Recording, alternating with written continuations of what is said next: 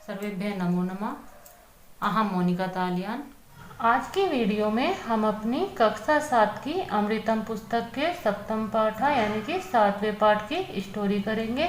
इससे पहले 2 वीडियो में मैं आपको पाठ समझा चुकी हूँ और इसका बुक वर्क भी करा चुकी हूँ। पाठ का नाम है स्वास्थ्य चर्या यानी कि स्वास्थ्य के विषय में बातें करना। आयुर्वेद पर आधारित यह आपका पाठ है। इसमें आपका विधिलिंग प्रयोग विधिलिंग वाले शब्दों का अधिक प्रयोग हुआ है। जब आपको आपके पाठ की स्टोरी पता होती है तो आप अपने पाठ को अच्छे से समझ सकते हैं और उसे लंबे समय तक याद कर सकते हैं। पाठ की स्टोरी में आचार्य कक्षा में प्रवेश करते हैं। कक्षा के सभी छात्र उठकर आचार्य का स्वागत करते हैं। सभी छात्र आचार्यवर नमो नमः यानी कि आचार्य नमस्कार कहते हैं। आचार्य सभी छात्रों और छात्राओं के लिए कल्याण हो ऐसा कहकर उन्हें बैठने के लिए कहते हैं। उसके बाद अरे छात्रों आज हम क्या पाठ पढ़ेंगे यह वह कहते हैं।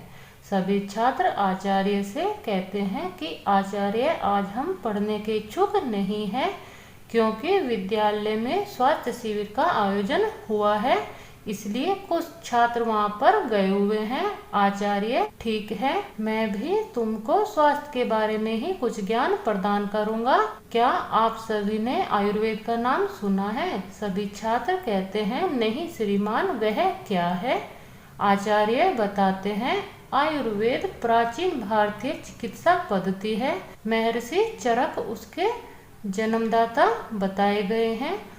चरक संहिता नामक आयुर्वेद ग्रंथ उनके द्वारा लिखा गया है। चरक संहिता में बहुत प्रकार के स्वास्थ्य के नियम विस्तार पूर्वक बताए गए हैं। जिया नामक छात्रा महोदय से पूछती है कि वह कौन से नियम है। आचार्य संक्षेप में वह नियम बताते हैं, जैसे हमेशा हितकारी भोजन खाना चाहिए। अब भोजन मात्रा अनुसार ही करना चाहिए। गर्मी के समय में ठंडे द्रव्य पदार्थ और ठंड के समय उष्ण यानी कि गर्म पदार्थ का भोग हमें करना चाहिए। भूख में ही खाना चाहिए, बचा हुआ अन्न नहीं खाना चाहिए। बिना समय के और अनुचित स्थान पर हमें नहीं खाना चाहिए। इस प्रकार के कुछ नियम आचार्य संक्षेप में बताते हैं। माइकल नामक जो छात्र है वह आचार्य से पूछता है क्या उस चरक संहिता में जीवन दिनचर्या के बारे में भी कुछ वर्णन किया गया है?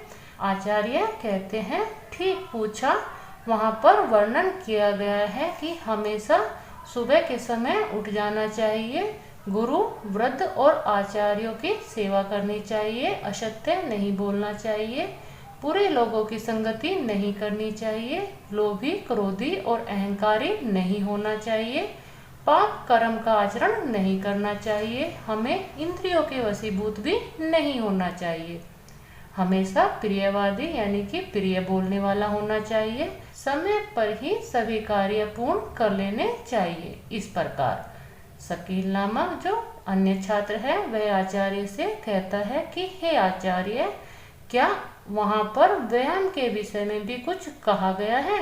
आचार्य बताते हैं हाँ, वहाँ पर बताया गया है कि सुबह के समय हमेशा व्यायाम करना चाहिए।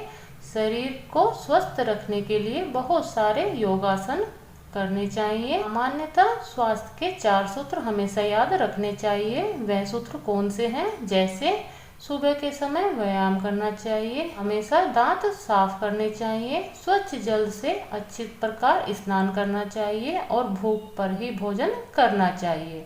इस प्रकार के 4 नियम बताए गए हैं। सभी छात्र आचार्य को धन्यवाद कहते हुए कहते हैं आज स्वास्थ्य शिविर के माध्यम से हम सभी ने आयुर्वेद के विषय में महत्वपूर्ण ज्ञान प्राप्त किया। हम सभी भी हमेशा आयुर्वेद के नियमों का पालन करेंगे और स्वस्थ होंगे। इस प्रकार यह आपके पाठ की स्टोरी है। इस स्टोरी से आप अपने इस पाठ को लंबे समय तक याद रख सकते हैं और जो आपसे प्रश्न उत्तर किए जाते हैं उनको भी आप आसानी से कर सकते हैं। मिलते हैं किसी अन्य वीडियो में। सर्वेभ्यः नमो नमः।